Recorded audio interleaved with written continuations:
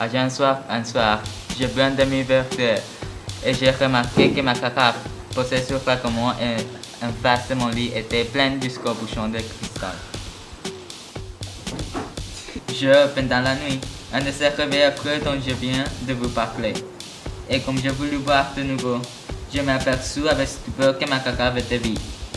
Je ne pouvais pas croire mes yeux. Ou bien on était dans ma chambre, ou bien j'étais somnambule. Le soir suivant, j'ai voulu faire la même épreuve. J'ai fermé dans ma porte à clé pour être certain que personne ne pouvait pénétrer chez moi.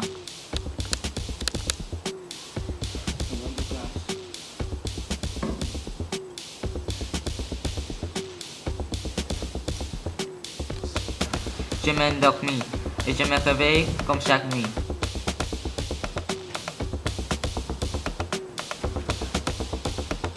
On avait vu toute l'heure que j'avais vu 2 heures plus tôt.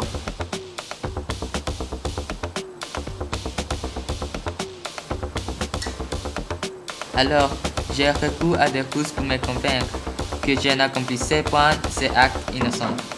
J'ai placé un soir, à côté de la carafe, une bouteille de vieux Bordeaux, une tasse de lait dont j'ai horreur et des gâteaux au chocolat que j'adore.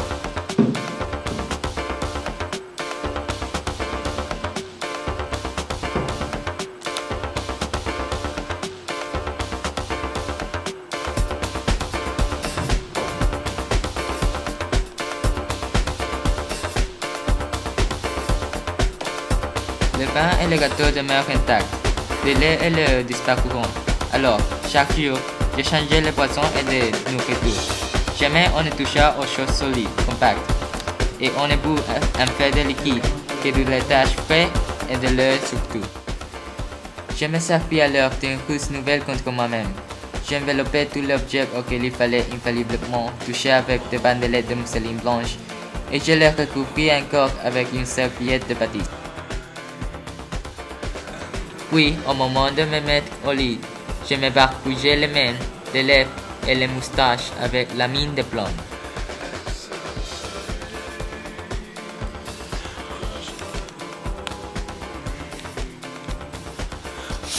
À mon réveil, tout l'objet était demeuré immaculé bien qu'on y ait touché, car la serviette n'était point posée comme je l'avais mise. Et de plus, on avait bu de l'eau et du lait. Un matin, comme je me promenais près de mon parterre de rosiers, je vis distinctement, tout près de moi, la tige d'une rose se cassait comme si une main invisible l'eût cueillie. Elle resta suspendue dans l'air transparent, toute seule, immobile, effrayant, à 3 pas de mes yeux. C'était le 20 juillet. Il faisait fort chaud. J'avais laissé ma fenêtre ouverte. Cette nuit, je me suis réveillé par je ne sais quelle émotion confuse et bizarre. Je vis, monsieur. De mes yeux, une page se soulevait et se rabattait sur la précédente, comme si une droite l'eût feuilleté. Le verre brisé. Mon siège, avant que je les attende, se reversa comme si on eût fui devant moi. Je ne dormis plus cette nuit-là.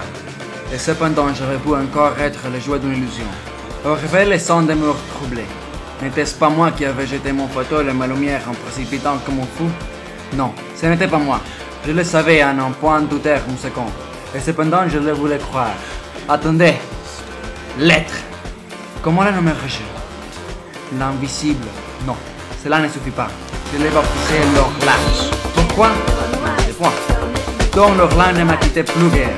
Je jour et nuit la sensation, la certitude de la présence de cette insensible voisine, et la certitude aussi qu'elle prenait ma vie, heure par heure, minute par minute.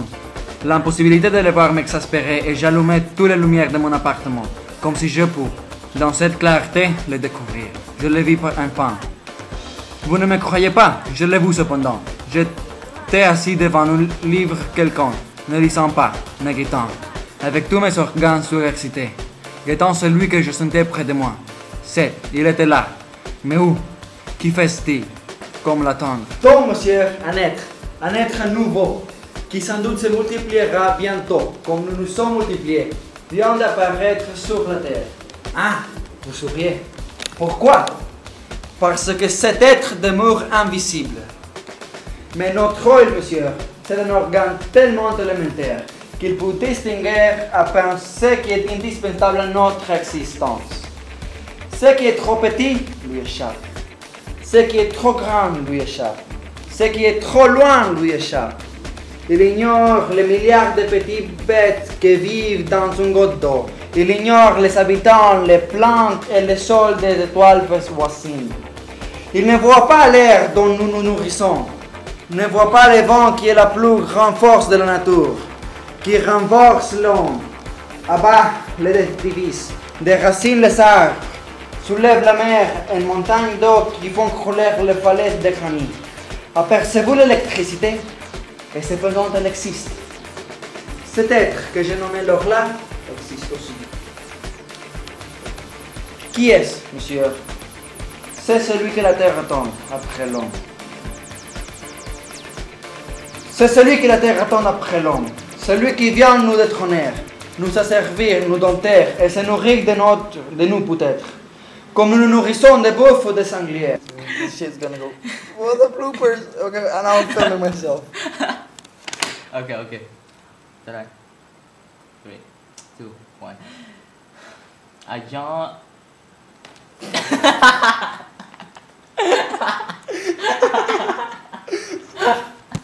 Okay. Stop.